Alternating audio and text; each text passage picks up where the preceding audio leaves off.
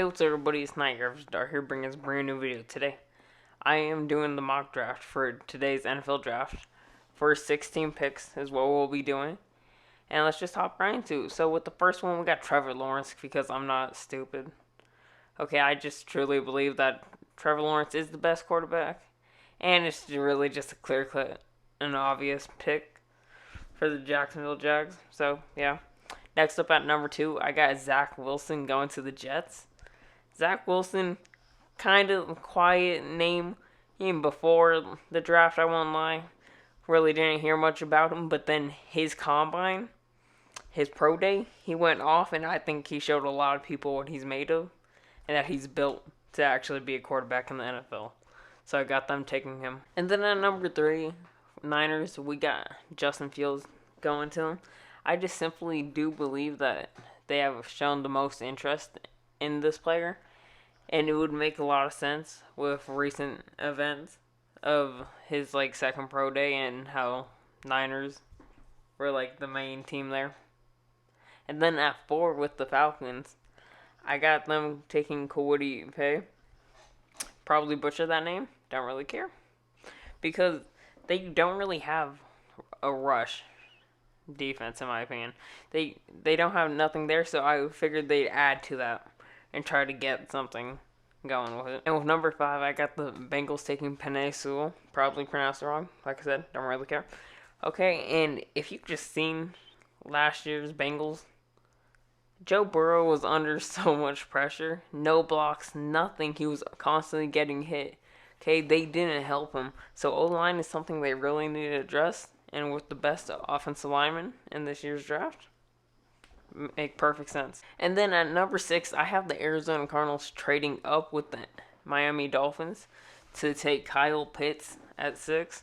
Kyle Pitts is hands down the best player in this draft for the Cardinals. If you look at it, and with rumors that have been said that Cardinals do have him at number 1 on their board, it just makes complete sense considering they don't really have a tight end that you can even name, to be honest. So they need tight end help. It would help them a lot, and it's like an extra receiver because he's that guy. And then at 7, we got Jamar Chase. Now, for me, this kind of feels like a no-brainer considering they did lose Kenny Galladay. And it makes complete sense. They need a receiver, and then they just got their new quarterback, Jared Goff, from trading Matthew Stafford. So I think they're trying to rebuild that culture a little, and it'd be best to give him a weapon early on so he can learn and work with him. And at 8 with the Panthers, I have them taking Rashawn Slater with a new quarterback in Sam Darnold, and they don't know who's going to be their quarterback, him, Teddy Bridgewater, they don't know. Okay, they need to get something set up for them, okay? McCaffrey's coming back. That's a good thing. They need to roll with that. They need line. Help them get those yards that no one else can except for him. Okay, they got to build off their ups and don't focus on their downs. Now I got the Broncos at 9, taking Caleb Farley, which some would say interesting after they signed Kyle Fuller.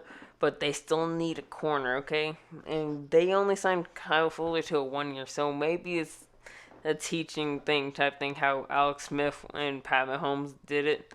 Okay, 1 year, and then they kicked out Alex Smith. I mean, I see that being a very real possibility here.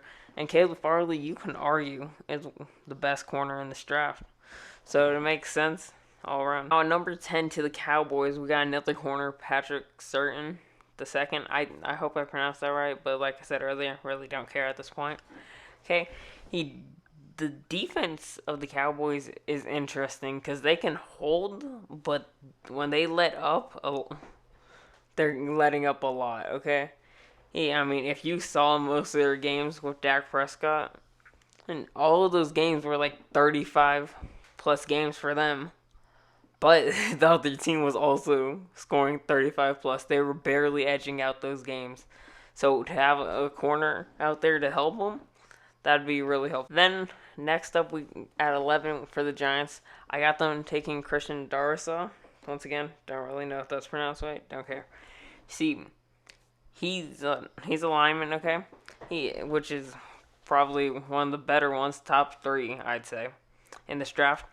And if they want to keep Saquon healthy and want to keep Daniel Jones happy, I would believe they would take offensive line. Give him that help. Give Saquon that assurance that he's not going to get injured again, even though he probably will. Give him that assurance, okay? Invest into their quarterback right here, right now, so they can focus on the future. Next up, Eagles at 12. I got them taking Devontae Smith because, hands down, I think he has the best hands in this draft for a receiver. Hands down, best hands. Right? And they need a receiver. They've always struggled with that kind of, okay? They've always kind of had to take these washed receivers, but and now that they got rid of Wentz and now they have a culture going with them with Jalen Hurts, I think it's just perfect to get him a receiver that he can grow with and actually go with to make it an actual playoff team. Next up, Chargers at 13. I got them taking offensive lineman. They got their quarterback of the future, Justin Herbert. He's proven what he can do in such a short basis after having someone poke Tyrod Taylor's lung. Okay, now they know what he can do. He's the real deal. He's their quarterback of the future. But they got to protect him. Okay, he's a very good quarterback. But you got to have that line of protection, and so it's better to get it now rather than have your quarterback out for the rest of the year because of a stupid hit that they let up. So I see them taking O-line. Next up, we got Vikings at 14. I got them taking Jalen Phillips. Okay, D-end. Yeah, they got Daniel Hunter, or they got Anthony Barr, but they need someone new in there. Okay, Daniel Hunter, his contract's going to expire. Okay, and he's getting up there in age, so that might not be a thing they want to redo. Okay, same thing for Anthony Barr. Anthony Barr is getting older, so they need someone very solid, very fresh in that line, and I believe he can pull that off and make it what they should be. At 15, Patriots, I got them taking Micah Parsons. Now, they have not really a linebacker that I'd say is fully reliable. A lot of their linebackers are injury prone. Some people you don't even really see on the field because it's that bad. And I think them getting a young guy in there to help out the system, get Belichick to do his thing, I think that's just perfect. And it would really just work. Now with Miami, 16, another linebacker here, we got Xavier and Collins. Okay, they got a lot of older guys up there, okay? They might want to, like I said earlier, do like a Patrick Mahomes, Alex Smith thing. Teach the younger guys, like with veterans. Have them teach them get used to the scheme. See how that turns out, okay? If you want to go with the older guy, that's more of a weirder and interesting choice. But the younger guy, if they can just teach him what make life easier for the Dolphins, get the next generation ready, and making Miami Dolphins fans proud. Alright, well, that's going to conclude it. If you enjoyed, hit that like button and comment. Let me know down below what you think, if you agree or disagree with some of these picks. But the way I see it, I think it's very solid. And with that being said, I'm signing off. Out, fourth quarter, shorty, no call outs. Don't go to work, baby, just call out. In the bedroom, all out.